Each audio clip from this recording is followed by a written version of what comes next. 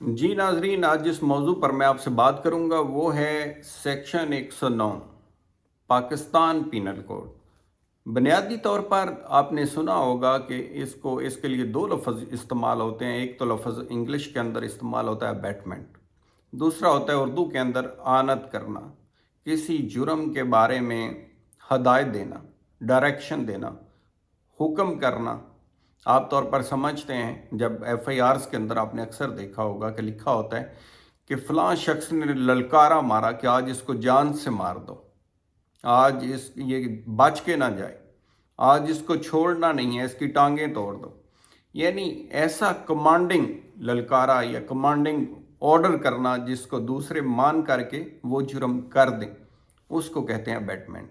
और ये सेक्शन 109 इसको डील करता है। इसके अंदर आपने देखा एक मशहूर केस जुल्फ़िकार अली भुट्टो साहब वाला भी हुआ, जो हमेशा से डिस्प्यूटेड रही उसकी सज़ा, और बाकी कोई ऐसा कोई बड़ा केस उसके बाद ना पहले कोई ऐसी सज़ा नहीं दी गई।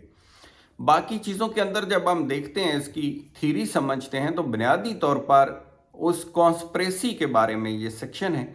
जो कोई जुर्म के अंदर, इसका कंसेप्ट ये है कि जो शामिल हो शख्स कॉन्स्पिरेसी करे, उसके साथ ना सिर्फ कमांड करे बल्कि हदायत दे, बल्कि उसके अंदर मुआवनत भी करे, किसी न किसी तरह से शामिल हो। दूसरा, जो तीन एलिमेंट इसके अंदर और भी ऐसे हैं जिनका बाद में फैसलों के अंदर अदालतों ने उसके बारे में बड़ी डिटेल से लिखा कि उनका होना बहुत ज़रूरी है। उनका मैं बाद में तस्करा करता हूँ। पहले हम देखते हैं कि ये अबैटमेंट बनती कैसे। इसके अंदर जो कानून है वो ये है कि जो भी कोई शख्स किसी को जुर्म करने के लिए हदायत देगा, उसमें शामिल होगा, साजिश करेगा, वो उसकी जो है उसी तरह से शमूलियत तस्वर की जाएगी जुर्म के अंदर जिस तरह के मेन मुजरम होता है। साथ ही साथ ये कहा गया कि अब जब सज़ा देने की बारी आएगी तो अगर तो फ़र्ज़ करें कोई जुर्म है, उसकी सज़ा जो है मेंशन कर दी गई है, बता दी गई है, तो उसी तरह से अगर उसकी आनत करने वाले की भी सज़ा बता दी गई है कि जो बैटमेंट करेगा उसकी ये सज़ा होगी उसी कानून में, तो फिर वो सज़ा होगी। अगर वो नहीं बताई गई तो फिर जो जुर्म की सज़ा होगी, जो जुर्म कोई किसी से हदायत लेके या साजिश करके आगे जाके कमिट करेगा, तो फिर जो उस जुर्म की सज़ा होगी वही उसकी अबैटमेंट करने वाले की, हदायत देने वाले की, साजिश करने वाले की भी सज़ा होगी। जैसे मिसाल से मैं वाज़े करने की कोशिश करता हूँ। कोई एक शख्स किसी दूसरे से कहता है, ए बी को कहता है कि आप जेड को जहर दे दें।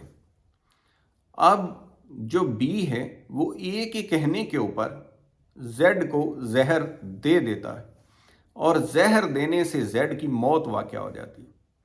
तो ये जो जुर्म हुआ, ये जो कत्ल हुआ, उसके अंदर ए को भी वही सज़ा मिलेगी कत्ल की जो कि बी को मिलेगी जिसने जेड को जहर दिया, क्योंकि उसने उसके हुक्म के ऊपर अमल करके तो उसको अमली जामा पहना के जुर्म को मुकम्मल कर दिया।